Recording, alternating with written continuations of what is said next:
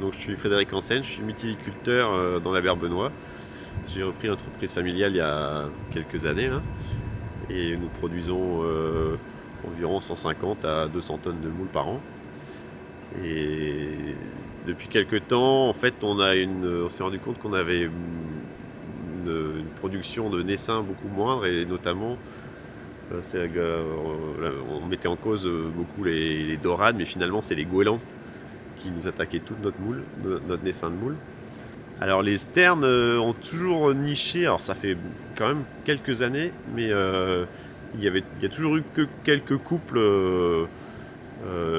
qui venaient nicher à partir du mois de mai sur nos chalands, et à partir du mois de juillet, dès qu'il y avait la ponte, nous on se faisait fortement attaquer. Elles sont relativement agressives, et à tel point qu'on était obligé de mettre des bonnets pour aller travailler sur nos chalands parce que les sternes nous attaquaient. Donc suite à ça, on s'est rendu compte que les goélands et les sternes n'étaient pas du tout copains.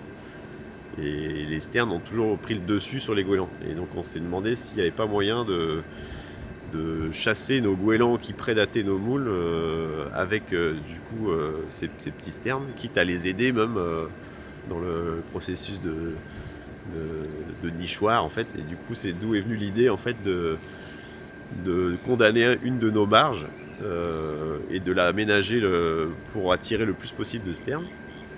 Et donc on a commencé ça il y a à peu près 3 ans, et force est de constater que ça a plutôt bien marché.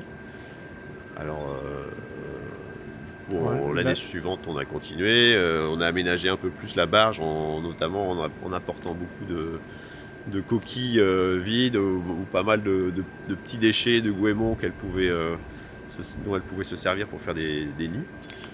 Et du coup, on a pu voir que les goélands, du coup, dans un rayon relativement important autour de nos barges, on n'avait plus de goélands qui venaient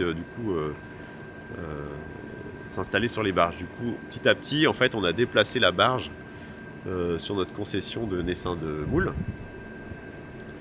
Donc ça a pris quand même quelques temps parce que les sternes au départ ont eu du mal à comprendre qu'il fallait se déplacer.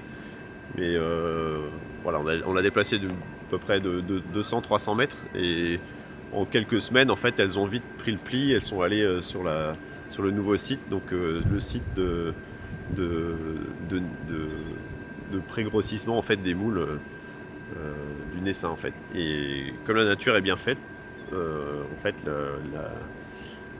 la période de ponte des sternes correspond parfaitement avec la période où nous on rentre notre naissin de moule.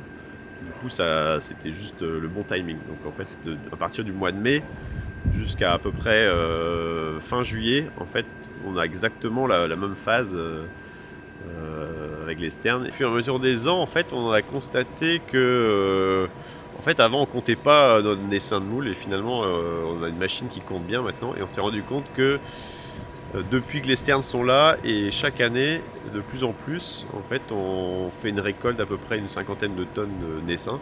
Chose qu'avant, en fait, on récoltait même pas un quart, parce qu'en fait, c'est les goélands qui se servaient allègrement au passage, quoi. Donc, du coup, on compte améliorer chaque année, en fait, notre nichoir pour qu'il y ait de plus en plus de couples à venir s'installer. Après, aux professionnels de m'expliquer comment faire, parce que nous, on a fait le maximum de notre côté.